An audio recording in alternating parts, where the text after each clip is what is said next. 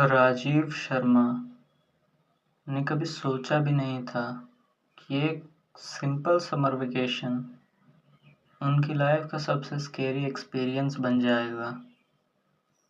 वो एक normal middle class आदमी था। दिल्ली की क्राउडेड लाइफ से तंग आ चुका था। रोज रोज बस ट्रैफिक, नॉइस, काम का प्रेशर और घर की रिस्पॉन्सिबिलिटीज। उसका बस एक ही सपना था, एक बार फैमिली के साथ फॉरेन ट्रिप पे जाना, किसी शांत जगह। और फाइनली वो सपना सच होने वाला था। जून 2024 वो ड्रीम पूरा हो गया। उसने एयरबीएनबी पे एक फार्म हाउस बुक किया, कनाडा के एल्बर्ट एरिया में। पूरा वुडन हाउस, गोल्डन फील्ड्स के बीच, नो नेबरहुड्स, कोई भी आस पड़ोस में ट्रैफिक लाइट, सिर्फ साइलेंस और नेचर। फोटोज देखकर लगा बस यही जगह मेरी फैमिली के लिए परफेक्ट होगी, उसने कहा। उसकी वाइफ का नाम था प्रिया। वो बहुत एक्साइटेड थी, पहली बार इंडिया से बाहर जा रही थी। उसकी एक 17 साल की डॉटर थी, आन्या, तो बस वीडियोस और रील्स बनाने के मूड में थी। और एक छोटा बेटा आरव सिर्फ एक चीज़ के पीछे पड़ा था। पापा, कनाडा में रियल बियर्स होते हैं ना? मुझे एक देखना है। फ्लाइट दिल्ली से निकल गई। फिर एयरपोर्ट से 3 घंटे की ड्राइविंग के बाद जैसे जैसे वो सिटी से दूर जा रहे थे, रोड पतली होती जा रही थी और आसपास सिर्फ फील्ड्स, टॉल पाइन ट्रीज, बस यही नजर आ रहे थे। एक टाइम के बाद तो जीपीएस भी वीक हो गया। शाम के एक टाइम पे वो लोग पहुंचे, उस टाइम के वुडन हाउस पे। फाइनली दिख गया, एक ओल्ड वुडन हाउस। थोड़ा टिल्टेड था, झूला हुआ, समझ में आया ना आप लोगों को? जिसमें एक क्रीपी सा चार्म था और उसके सामने कभी ना खत्म होने वाली गोल्डन फील्ड्स, जिसमें बस कॉर्न्स उगे हुए थे और थोड़े बहुत वीट भी थे। वो फार्म लगभग 250 एकड़ में फैला हुआ था। इतना बड़ा फार्म उन्होंने पहली बार देखा था।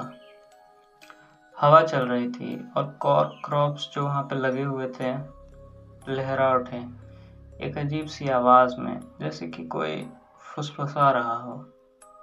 खैर, उन्हें वहाँ पे कुछ समझ में नहीं आया, थोड़ा अजीब लगा, लेकिन उन्होंने ये सब इग्नोर किया। वो लोग कभी गांव वगैरह में ज़्यादा गए नहीं थे, तो उन्हें इन सब चीज़ों के बारे में कोई नॉलेज नहीं थी कि ऐसे कैसे आवाज़ आते हैं वगैरह वगैरह। खैर, वो केबिन के पास पहुंचे, दरवाज़ा खोला। एक बहुत ही ओल्ड लेडी ने, उनका नाम था मिसेस विंकलिंग्स।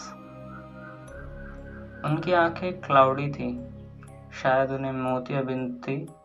आई डोंट नो, यहाँ पे कोई उसके बारे में इंफॉर्मेशन नहीं है, हो सकता है। स्माइल थोड़ी ऑकवर्ड थी उनकी और वॉइस काफ़ी डिम्ड सी। You are the Sharma family from India, right? Yes, finally here, Rajiv ने बोला, बहुत ही खुशी में। मिसेस विंकलिंग उन्हें अंदर ले गई। घर अंदर से पूरा वुडन का था, पुरानी फ्लोरिंग, एक बड़ा सा फायरप्लेस और वॉल्स पे कुछ वियर्ड एनिमल्स के स्कल लगे हुए थे, जैसे कि पुराने ज़माने की मूवियों में आपने देखा होगा, शिकारियों को एनिमल्स के स्किन के साथ उनके हेड भी दीवारों पे टांगा करते थे, एक चार्म के रूप में।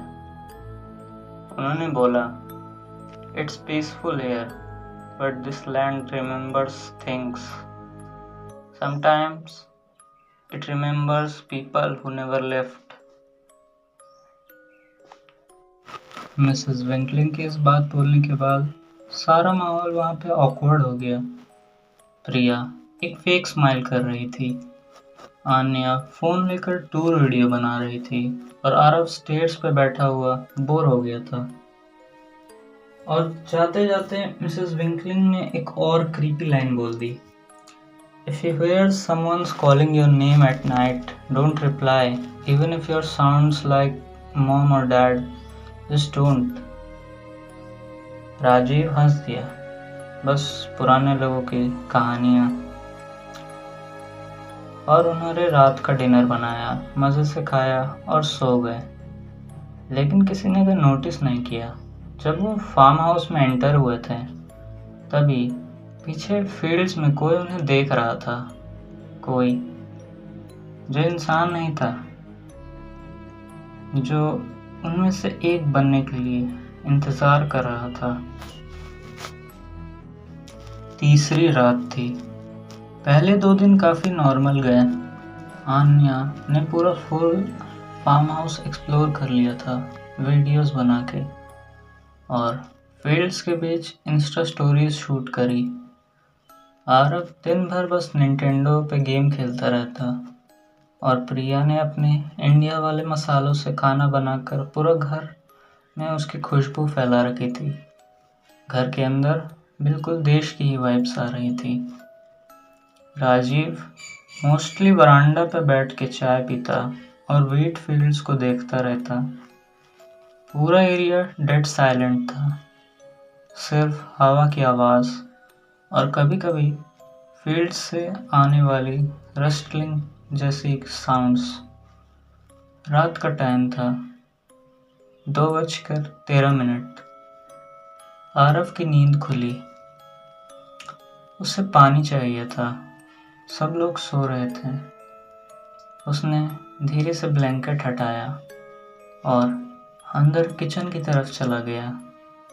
जब वो लिविंग रूम से गुजरा, उसकी नज़र बाहर वरांडे के बाहर ग्लास विंडो पर पड़ी, जहाँ से बैक फील्ड्स क्लियर दिख रही थी। उसका पैर एकदम फ्रीज हो गया। फील्ड्स में कुछ खड़ा था। पहले उसे लगा कि शायद ये कोई डियर होगा, लेकिन फिर जब उसने ध्यान से देखा, उसकी नेक बहुत लंबी थी और लेग्स उठे और बेंड थे। और सबसे डरावनी बात, उसकी आंखें वाइट ग्लो कर रही थी। ना मूनलाइट थी, ना कोई लाइट सोर्स, फिर भी वो आंखें शाइन कर रही थी।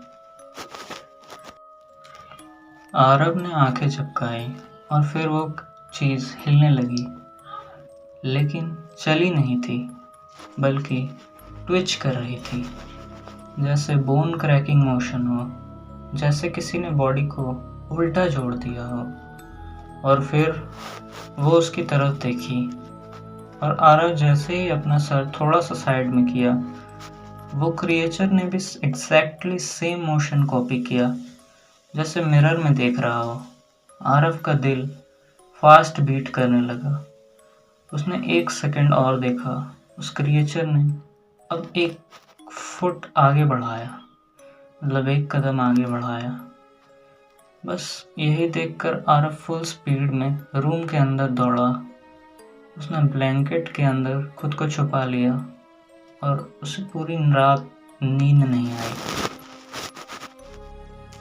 नेक्स्ट मॉर्निंग आरव ने आन्या को बताया, I saw something in the fields last night. It was standing like a man, but also a deer. I swear its legs were backward. Anya हंसी। You saw a nightmare, bro. Canada में ऐसे creepy animals होते हैं। Dear होगा, आन्या ने काफ़ी taunting आवाज़ में बोला। डियर कभी वाइट आंखों से स्टेयर नहीं करते हैं, आरव गुस्से में बोला। आन्या फिर भी कुछ सीरियस नहीं लिए, बस। लेकिन उस रात से सब कुछ धीरे धीरे बदलने लगा था। सेम इवनिंग राजीव ने सबको टाउन के एक स्मॉल जनरल स्टोर में लेकर गया, स्नैक्स लेने भेजा। स्टोर का ओनर एक ओल्ड इंडिजीनियस मैन था। उसकी आंखों में एक अजीब सी सीरियसनेस थी। जब उसने सुना कि ये लोग विंकलिंग फार्म हाउस में रुक रहे हैं, उसका एक्सप्रेशन चेंज हो गया। You folks are staying near Red Pine Fields? Yes, Rajiv ने बोला, casually. Near the wheat fields, old farmhouse, quiet place. Old man ने पैसे रिटर्न करते हुए धीरे से बोला, Don't go outside after dark. Don't respond if someone calls your name from the fields. Even if it sounds familiar, it's not who you think it is. Rajiv ने हंसते हुए बोला, Is it some local ghost stories?